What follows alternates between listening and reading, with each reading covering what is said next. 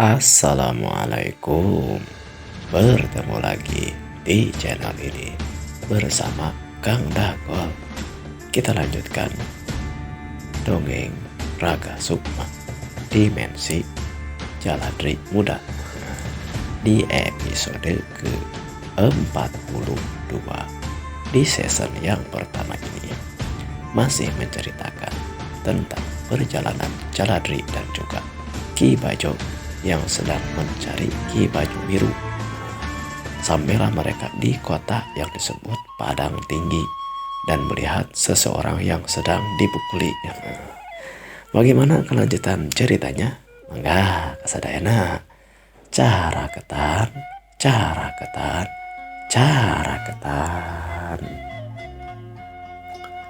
Melihat ada orang yang sedang dipukuli, Jaladri seolah-olah tidak sanggup untuk menahan diri untuk ingin membantu orang tersebut. Kakang, masa dibiarkan ada orang yang sedang disiksa dan dimarahi seperti itu? Apa haknya orang tersebut mau memarahi dia seperti itu? Salahnya apa? Nggak punya rasa kemanusiaan sama sekali dia. Tenang dulu Den. Akang tahu Aden sangat ingin menolongnya, tapi kita lihat dulu apa yang terjadi. Terlihat sepertinya saudagar itu masih memarah-marahi dan memaki-maki orang yang di hadapannya. Dasar budak sialan kamu. Saya beli tapi kamu malah merugikan. Komplong, ini orang jangan dikasih makan sama satu hari ini. Kita hukum saja dia. Kamu juga kalau membuat kesalahan tidak akan luput dari hukuman, tidak akan dikasih makan seharian penuh. Kurung dia, jangan sampai ada yang membantunya. Awas, merugikan saja. Karena budak-budak itu apa budak teh? Kalau di kampung mah kita budak teh anak-anak ya. Tapi ini mah, ini juga akan lagi berpikir nih budak yang dimaksud apa maknanya. Emang selain kata anak-anak, kata budak itu apa artinya? Ini nanti kita lihat dulu apa yang akan mereka lakukan ini. Kemudian terlihatlah orang yang dipanggil Komplong tadi meringkus, mengikat si anak yang dibilang usianya seolah-olah seumur dengan Jaladri. Namun perawakannya ataupun tubuhnya terlihat kurus dan juga agak lebih pendek dari Jaladri dan berkulit hitam, coklat kehitam-hitaman. Sepertinya dia terlalu sering bekerja keras dan juga kapoi ataupun sering terkena sinar matahari. Wah, benar-benar kejam Den. Ini saudagar. Sepertinya orang tersebut budak belian Den. Hah? Budak belian ya? Budak belian Kang? Maksudnya di mana? Ini sebentar. Akang jelas ini. Jadi ada kebudayaan dari luar sana Den. Kalau kita mah kepada sesama manusia itu saling menghargai, saling memiliki, saling asah, saling asih, saling asuh. Tidak ada perbedaan antara hak dan derajat. Tapi akhir-akhir ini ada sistem kepercayaan yang membeda-bedakan antara derajat manusia, yang selanjutnya juga diperkenalkan ke negara-negara di sekitaran Nusantara ini Den. Di antaranya ada yang bangsawan katanya, ada yang menak-menak katanya Den. Kemudian ada yang golongan pedagang, ada golongan kesatria, ada lagi golongan rakyat jelata. Nah, dari perbedaan-perbedaan martabat manusia ini, sampai ada yang tingkat yang paling rendah, yaitu disebut budak. Nah, budak ini hampir sama derajatnya seperti hewan. Mereka bisa dijual belikan Den. Nah, tidak ada yang bisa berhak dan bisa menolongnya, kecuali kita juga membelinya Den. Nggak tahu dari mana ini kebudayaan ini merusak tatanan sosial sampai ke wilayah negara kita. Biasanya kebudayaan negara kita Nusantara ini tidak ada yang seperti itu, tapi ada sistem kepercayaan dan kebudayaan yang jadi rusak budaya bangsa ini namanya. Hah? Saya baru tahu Kang. Iya, karena Raden enggak kemana-mana, hanya tinggal di kampung saja. Kalau Akang makan, udah luas ini, sampai keluar negara serupa. Akang makan Akang ketawa-ketawa. Ini mah bukan ketawain sistem yang ini, cuman Akang Agul, Agul sudah banyak pengalaman. Wah, Akang mah bagi-bagi atau pengalamannya Kang. Ya ini kan senang kita bagi-bagi. Aden nggak perlu pergi jauh-jauh untuk mencari pengalaman, cukup diceritakan oleh Akang saja. Tapi kalau mau menambah pengalamannya lebih luas lagi, ya perlu juga berpetualang seperti Akang gitu Den. Nah, ya tapi gimana nih kalau mau menolong orang tersebut? Susah Den. Kalau kita memaksa, pasti saudagar itu banyak penjaganya, banyak pengawalnya Den. Ya salah-salah kita jadi korban Den. Dan juga orang tersebut tidak bisa kita tolong. Bahkan mereka mungkin berani sampai mempateni, sampai menghilangkan kehidupannya. Kasihan juga kan Den, kalau mau kita tolong, tapi nolongnya ini lagi Akang pikirkan Den. Aduh, kenapa Den? Ada yang nimpuk Kang. Pas pisan karena punggungnya. Mana Den? Ini Kang, aduh sakit banget ini. Coba lihat. Wah, benar-benar Den. Siapa ini yang jahil mau nimpuk? Tunggu Den. Tuh ada kopi Den. Sepertinya ditimpuk sama kopi. Aduh, sampai terbatuk-batuk Kang. Ditimpuk sama kopi ya Kang. Iya Den. Ini ada kopi. Tunggu. Ada yang pohon kopi atau ada yang jualan kopi Den. Ini sepertinya kopinya sudah di ini nih, biji kopinya udah dipoek Den, udah dijemur. Pasti tukang kopi. Tuh ada tukang kopi Den. Ayo Den sini. Pasti ada yang jual nih. Kemudian Ki Bajo segera menghampiri penjual kopi tersebut. Terlihatlah seorang yang paruh baya memandang Ki Bajo dan juga Jaladri. Den, sini cepet. Kenapa Kang? Tahu lihat nih, kenal gak? Siapa ya Kang? Tanya aja sama Den lah. Ini orang yang nimpuknya Kang. Iya Den, orang yang nimpuk Aden tadi.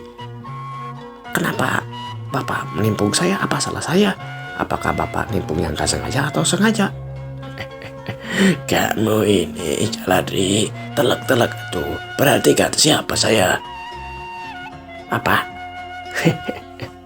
Ya udah sini. Ternyata orang yang lagi jualan kopi tersebut adalah Ki Banyu Biru. Kamu lagi ngapain di sini? Bapak, justru saya bertanya kepada Bapak lagi ngapain di sini? Bapak tahu nggak kapal kita ada yang ngebakar? Sudah tahu, banyak ada informasinya. Kemudian Bapak suruh si Bodas sama si Hejo untuk melihat ke sana. Takut-takut kalian juga kenapa-napa, tapi ternyata sudah ada di sini. Emangnya Ki Hejo sama si Ki Bodas kapan berangkatnya? Emang dari kemarin sih, sekitaran ya pagi-pagi. Kok kami nggak lihat? Wajar saja, mereka menggunakan jalan yang berbeda. Kamu mungkin jalannya jalan yang sesuai dengan orang-orang para saudagar.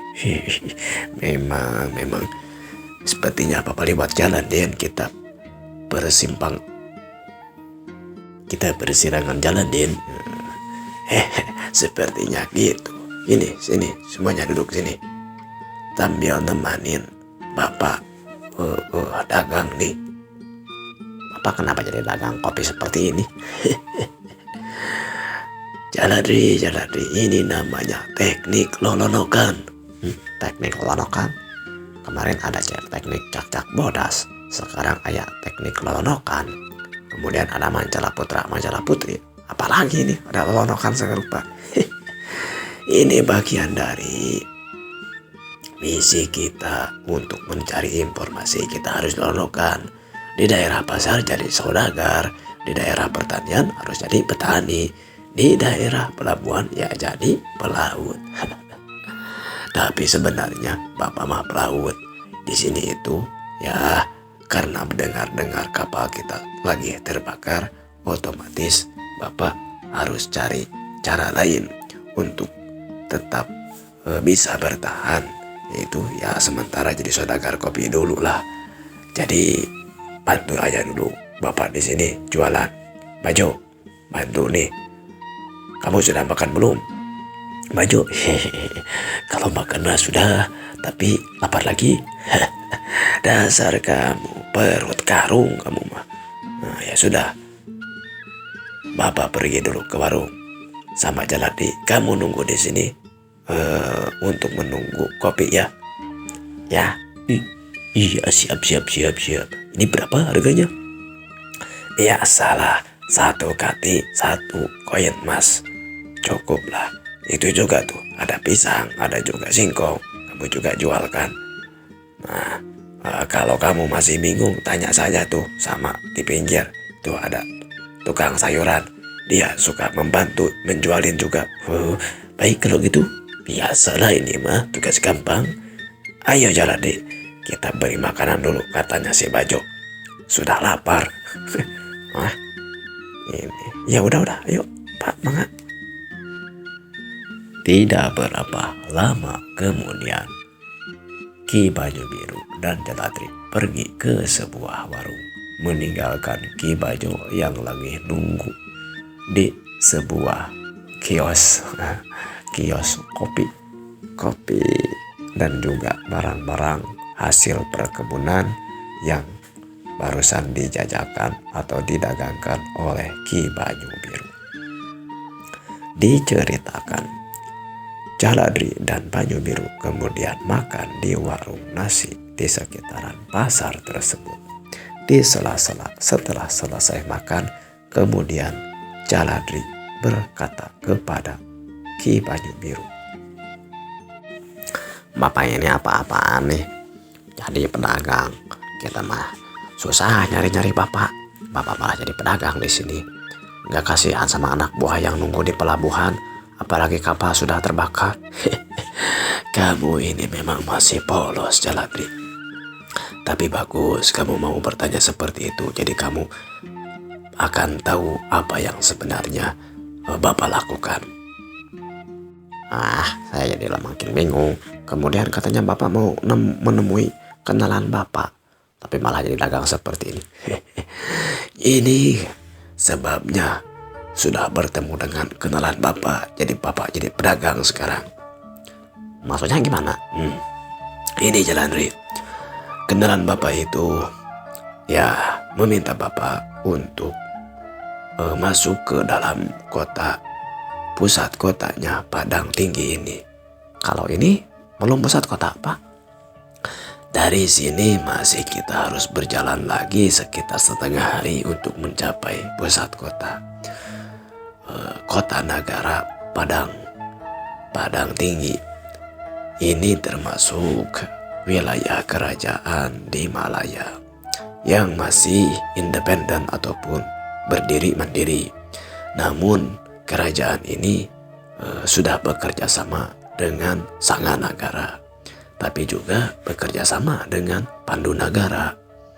Jadi kerajaan ini cukup bisa mengikuti strategi ataupun memahami perpolitikan.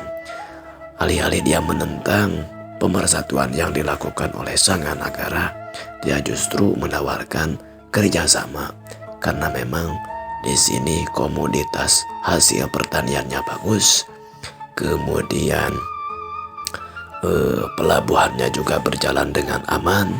Jadi mungkin Sanganagara melalui patihnya ini, daripada melawan negara yang cukup besar ini, lebih baik mereka berpikirnya untuk bekerja sama.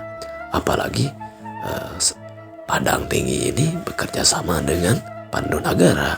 Jadi kalau mereka memusuhi kerajaan Sanganagara ini kepada Padang Tinggi ini, berarti harus juga menghadapi pasukan dari Pandunagara. Jadi kekuatannya akan seimbang dan tentunya akan banyak. Kalau dengan pertempuran korban jiwa yang cukup banyak. Jadi mereka untuk sementara mungkin ingin bekerja sama saja. Tapi Bapak yakin mereka tidak akan cukup dengan kerjasama. Mereka pasti akan ingin menaklukkan negara ini juga. Kenapa Bapak bisa yakin seperti itu, Pak? Ya, karena dari informasi dari rekan Bapak itu. Sebenarnya rekan Bapak itu siapa sih? Apakah juga prajurit dari Pandunagara?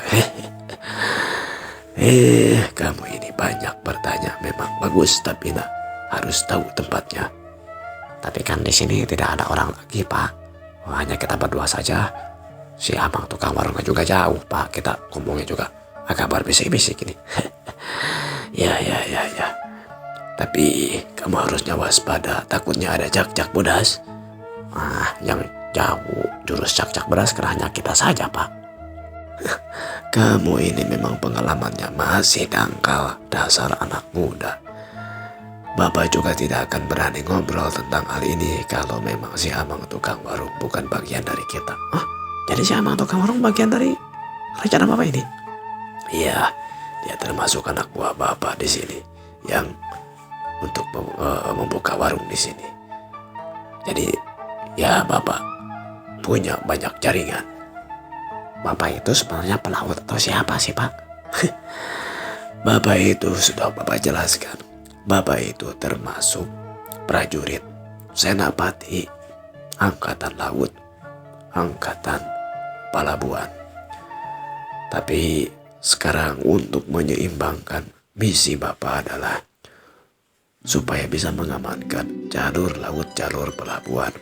Jangan sampai jalur perdagangan negara kita terhambat oleh pergerakan yang dilakukan oleh Sanganagara. Pada dasarnya, negara Pandunagara tidak keberatan dengan kebijakan politik yang dilakukan oleh Sanganagara. Karena mau tidak mau, Pandunagara dan Sanganagara ini dulunya itu masih dalam satu keturunan. Apalagi memang dalam satu pulau, yaitu Pulau Jawa.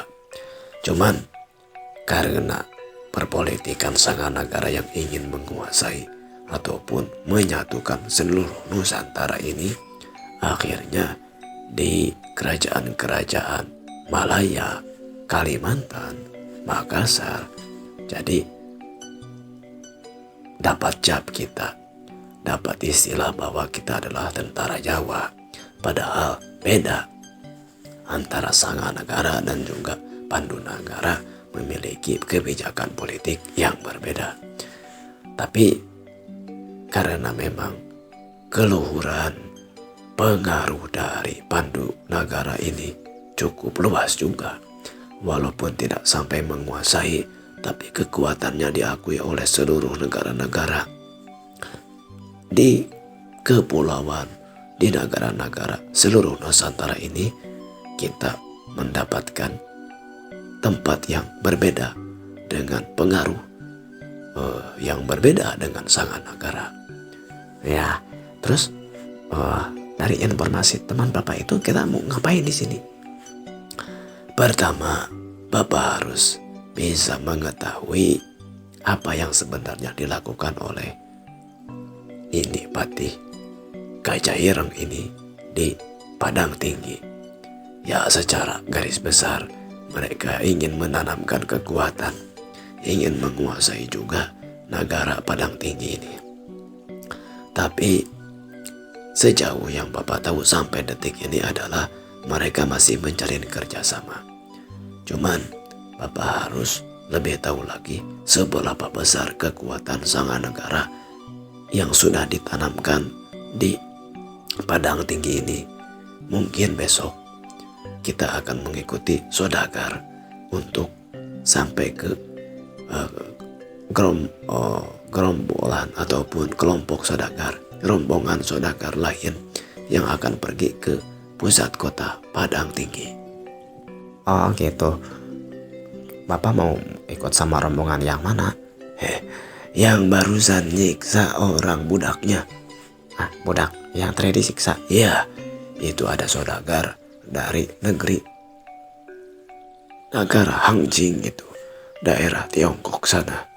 Dia sedang berniaga di daerah Malaya ini. Mungkin dia membeli seorang budak dari negara daerah sekitar sini. Bapak juga gak tahu kebudayaan-kebudayaan yang merubah tatanan masyarakat. Kenapa harus ada perbedaan antara yang miskin, negarawan, atau tentara? Seharusnya memiliki derajat yang sama. Hanya saja cara, profesi, dan apa yang mereka lakukan saja yang berbeda. Pada intinya, hak dan kewajibannya sama-sama sebagai masyarakat dan juga anak bangsa. Kenapa harus dibeda-bedakan? Tapi namanya juga zaman. Kita harus nginung ke waktu. Bapak ke zaman artinya mengikuti perkembangan zaman. Tapi bukan berarti kita ikut-ikutan. Artinya kita harus bisa memiliki sikap yang tepat dan tegas dalam mengikuti perkembangan zaman ini. Nah, di luar daripada itu, intinya Bapak akan ikut bersama rombongan dari saudagar dari Tiongkok ini untuk pergi ke pusat negara Padang Tinggi. Besok pagi-pagi siap-siap kita akan ikut bersama mereka. Ah gitu. Tapi bagaimana perahu kita yang terbakar itu, Pak? Bapak sudah mengirimkan Ki Bodas jeung Ki Hejo supaya menemui rekan-rekan kita di pelabuhan sana. Bapak minta kepada rekan-rekan kita jangan sampai khawatir Bapak ada di sini. Justru mereka Bapak minta untuk cari kapal baru di pelabuhan Malaka. Nanti kita akan bertemu di pelabuhan Malaka, akan melanjutkan perjalanan kita berniaga nanti ke Bangla. Tapi untuk sementara waktu sambil menunggu perahunya jadi ataupun siap, kita juga harus menunggu barang-barang yang akan kita ekspor ataupun kita jual ke Bangla sana. Jadi sambil menunggu ini Bapak ikut berjualan. Selain itu juga, tadi ada misi kita harus mengetahui bagaimana apa yang terjadi pengharusan negara ini di daerah Malaya ini. Oh gitu Pak. Ya udah kalau saya mau ikut saja. Memang harus seperti itu. Oh, si ibu warungnya sudah menyiapkan makanan untuk Ki Bajo. Ayo kita sama-sama pergi ke Ki Bajo. Ya Pak.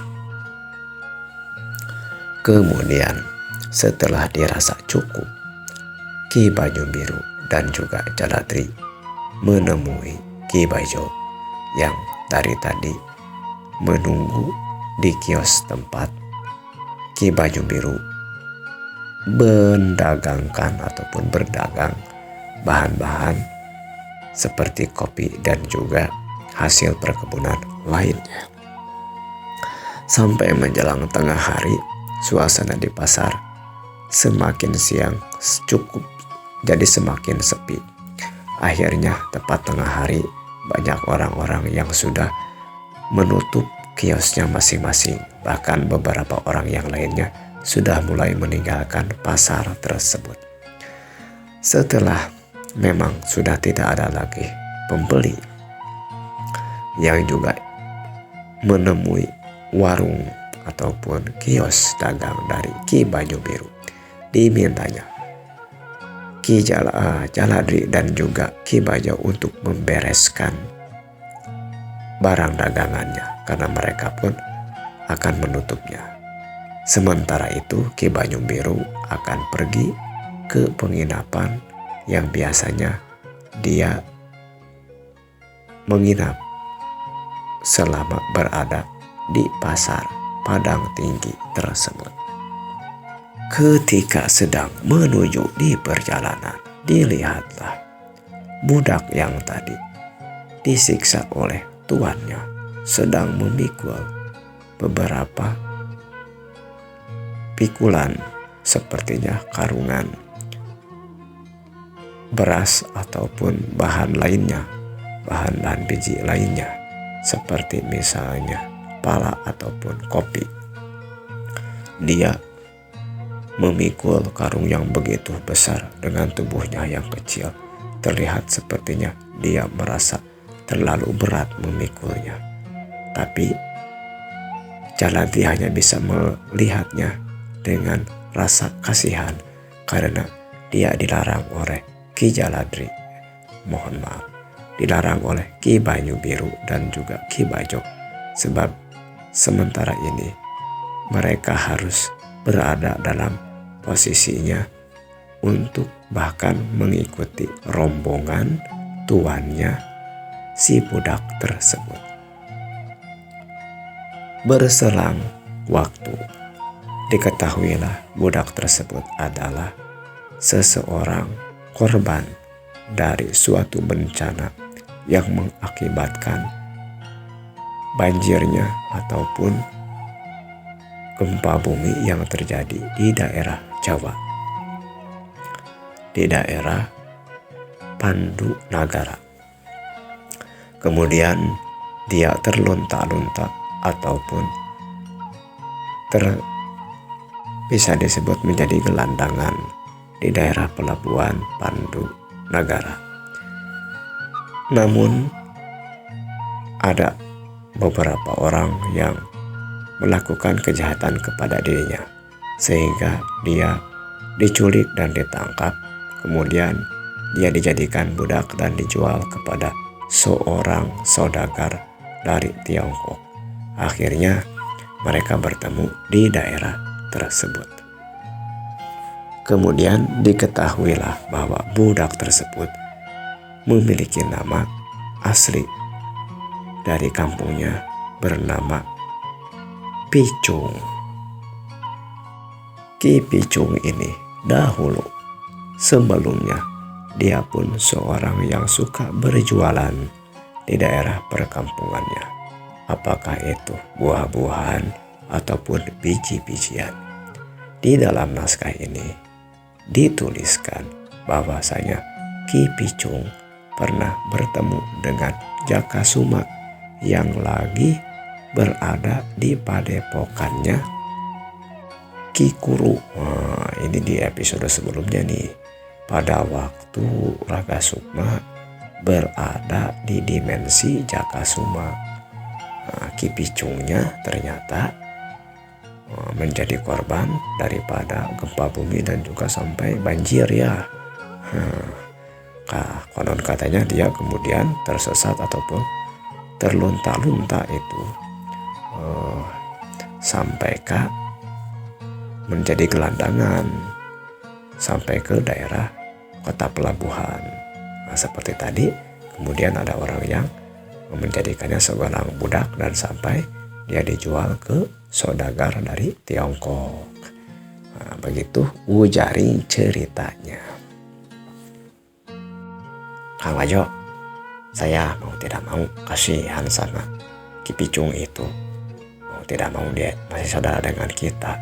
Saya dengar-dengar dia masih di daerah Sunda, dia aslinya dari negara kerajaan Pandu Nagara. Kalau ada kesempatan kita harus menolongnya.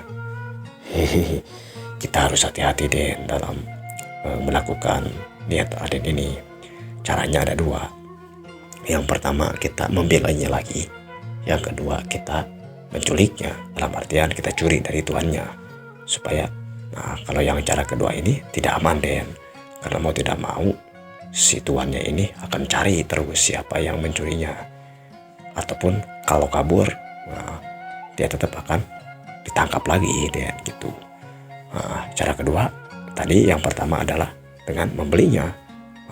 Kita tidak tahu nih kalau membeli itu berapa harganya. Kalau Akang dengar itu ada sampai katanya 10 tai emas Den. 10 tai emas itu kalau dengan koin ketip itu besar sekali Den jumlahnya. Kalau kita mau beli sapi itu sampai ke 10 sapi Den. Gak tahu ini Ki Guru apakah punya uangnya? Sepertinya punya Kang.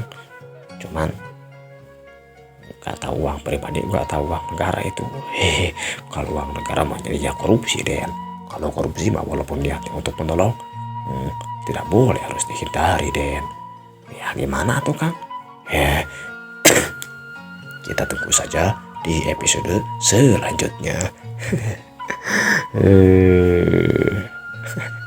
Waktunya para wargi.